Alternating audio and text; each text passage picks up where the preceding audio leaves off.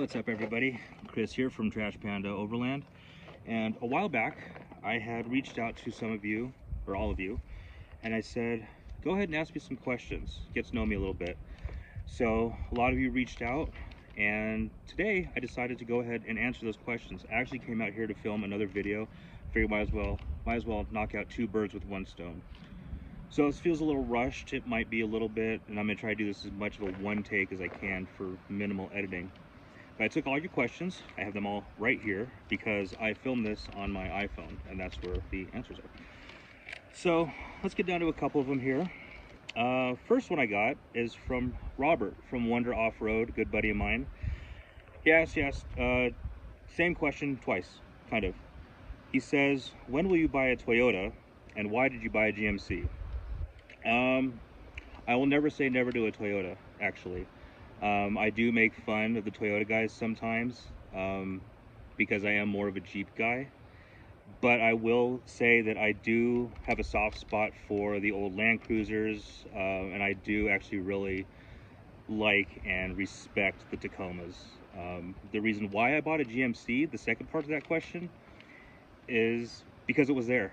The funny thing about this is that when I picked up this truck, I wasn't intending to buy it.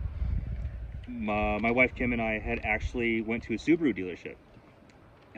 While looking at the Forester, I saw this parked in the corner, and it turned out to be a trade-in from a month before. And I started talking to the guy about it. We test drove it, and next thing I know, the deal was done. And the funny thing is, back when the Colorados first came out, and I want to say 07, 08, around there, I had looked into them before. I really liked the Colorados because I had a soft spot for the S10s. I had an S10 Blazer for a long time, and I really loved that truck. And I was really sad when I had to get rid of it. But so this is my Colorado, basically. It's just GMC's version of it. But I love it. So far, I actually love it a lot. And yeah, it's been a great truck. So, but I will never say never to a Tacoma, a Toyota, Land Cruiser. I actually kind of like the new Land Cruisers. But I love the 80 series as well.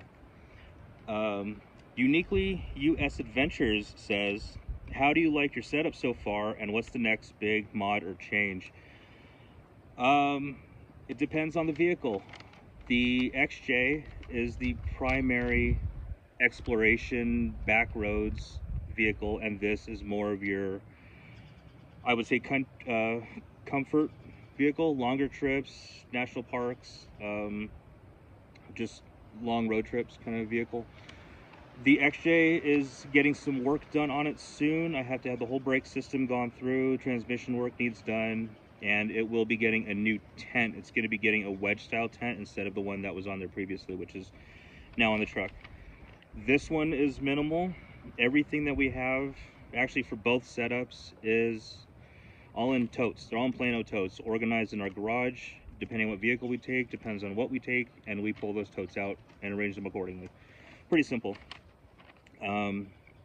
The other stuff that we have on here, like the bag behind me and the traction boards, that's actually, they're useful. I pick up trash on the trails, and the traction boards are used to level out the tent if I need to. So I actually don't use them as traction boards, they're just to level out the tent. The next mod on the truck will be to level it out, 2-inch leveling kit, along with some 17-inch rims and some all-terrain tires. That's about as far as I'm going to go with it.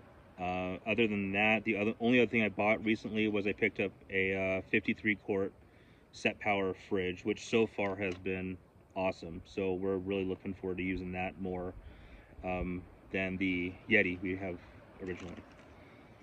Nathan from Meat Hook Leatherworks, nice to see you, buddy. Nice to hear from you. He has two questions. First one is the biggest male crush who has long hair, 2 Wranglers, and an XJ. That's a hard one because there's so many. But I just to stroke your ego a little bit, I'm going to say it's you, bud.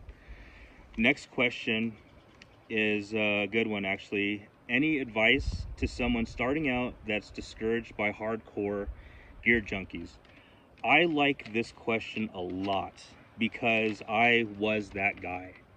I used to see all the YouTubers, all the overland YouTubers, and I did get discouraged because I was under the impression that you had to have a lot of money to do this. I saw the gear that was going into it. I saw the lift kits and the tires, and I just saw everything that was going on, and I saw dollar signs.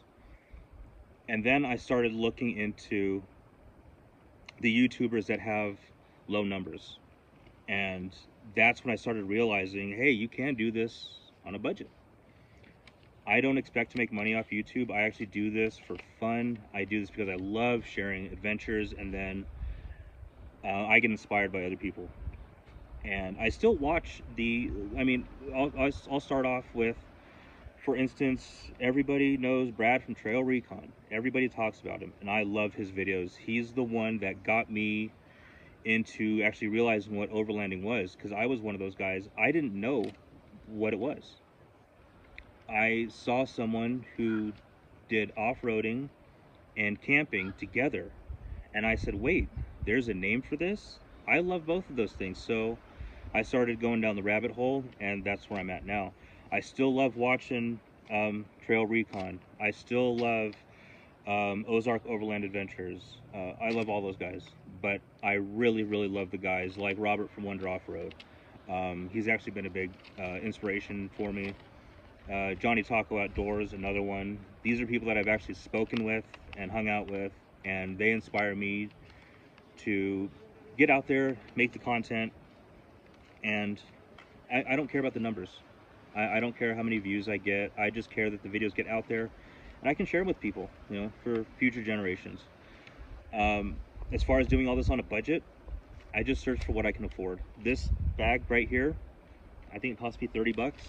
It looks like a trasharoo, but it doesn't say trasharoo. It says something that I can't even pronounce, but it works, and I actually like it. It's been through some rough times, and I like it, and I'm going to continue to use it until something falls off, and I'll probably buy another one.